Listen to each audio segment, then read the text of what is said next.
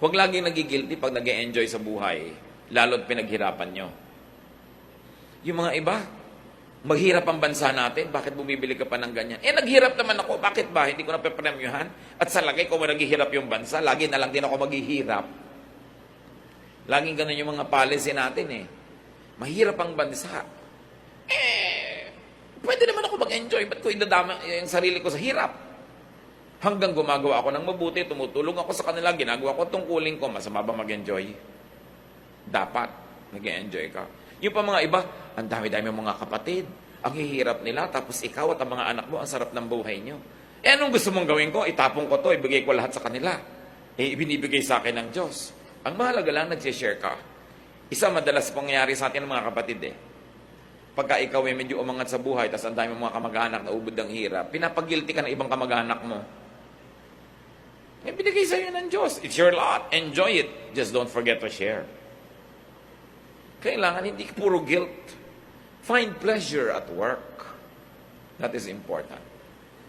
Meron pa ako minsan, abroad, isang OFW, kumakain kami ganyan ng masarap na pagkain sa isang magandang restaurant, biglang tumigil at tumagulgol. Bakit ka umiyak? Ang sarap-sarap po na kinakain natin dito, tapos yung mga kamag-anak ko po sa Pilipinas, walang makakain. Ipadala mo dun yan. Gusto mo? O tumigil kang kumain, dun ka. Dahil nawawala kami ng gana. Alam niyo naman ako sa kaprangkahan, sinasabi ko talaga yun. O, gusto mo lumabas? Hindi po. Gusto mo ipadala? Hindi po. Di kainin mo! Kaharap mo na yung pagkain, drama ka pa ng drama dyan. Sa palagay mo ba, kung hindi ka kumain ngayon, mabubusog sila doon? Binibigyan ka, enjoy it. Just don't forget to be good and to share. Yan lang lagi ang pang-balance noon. Nagtatrabaho ka naman, naghihirap ka. At sa lagay, papatayin mo yung sarili mo dahil lang may mga taong nagugutom. Kailangan marunong ka nun kasi ang Diyos, binibigyan ka ng grasya. Pag binigyan ka, gusto niya enjoyin mo Ikinatutuwa yan ng Diyos. Sabi sa Ecclesiastes 5:18, to find satisfaction in their toilsome labor, this is what people should do. How else do you maximize pleasure and happiness? Do what is pleasurable as long as you know na hindi ka napapasama. Hindi ka gumagawa ng masama, hindi ka nalalayo sa Diyos, nagpapasarap sa buhay mo, do it. Ba't ba tayo pinahiram ng Diyos ng katawan? Para parusahan? No. Espiritu tayo, pinahiram tayo ng katawan, suot mo lang yan sandali, tapos tatanggalin na uli yan, kaya habang suot mo yan, dapat ma-enjoy mo yung ine-enjoy ng katawan. Hindi kalaban ng espiritualidad, hindi kalaban ng pagiging makadiyos ang katawan. Diyos ang nagbigay ng katawan. So, binigyan ka ng mata para makakita. Di tumingin ka ng magagandang bagay, basta't hindi mo ninanakaw. Binigyan ka ng dila para tumikim ng masasarap na lasa, pasarapin mo. Yung iba, dapat ikulong o kaya barilin sa luneta. Kasi gumagawa sila ng krimen. Alam nyo kung anong krimen? Hindi sila masarap magluto.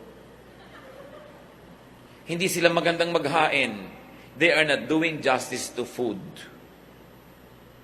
Tao number 1, binigyan mo ng bawang, sibuyas, kamatis, naggisa ang sarap. Tao number 2, bawang, sibuyas, kamatis, the same thing, walang kalatoy-latoy. Hindi ba dapat barilin? Gusto mo sabihin, anong ginawa mo sa bawang at sibuyas at kamatis? Hindi mo napasarap. Pareho lang, ba't yung isang tao gano'n ang ginagawa niya? Alam nyo, napakalaking pananagutan na sarapan ng luto. Di kung ano na lang, kasi gift yan ng Diyos.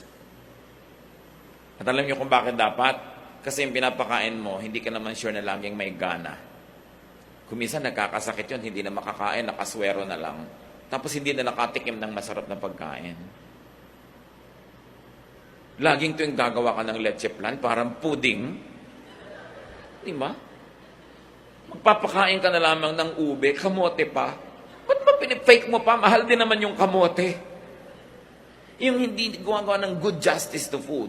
Maghahain ka, gulo-gulo. May 3 tuyo nagka-cross-cross doon sa table. Di ilinya mo sila, lagyan mo ng konting kamatis, konting bulaklak. Sumasaya yung buhay. Dapat pinapasaya mo. Sasabihin pa ng ibang kamag-anak, ang arte-arte mo naman. Kung gusto mo pa, magandang baso. Hindi nila naintindihan ang ibig nila sabihin nun. Dahil ang Diyos maarte. Pag tinignan yung hinihingi niya mga kurtina sa templo, mga furniture, gusto niya maganda. Because God is God of beauty. So you beautify your table. You make your food delicious and nice. Pinagtitimpla-timpla mo yung kinakain mo, gagastusan mo rin lang eh. You should do what is pleasurable. Find pleasure in what must be done instead of it being just a chore.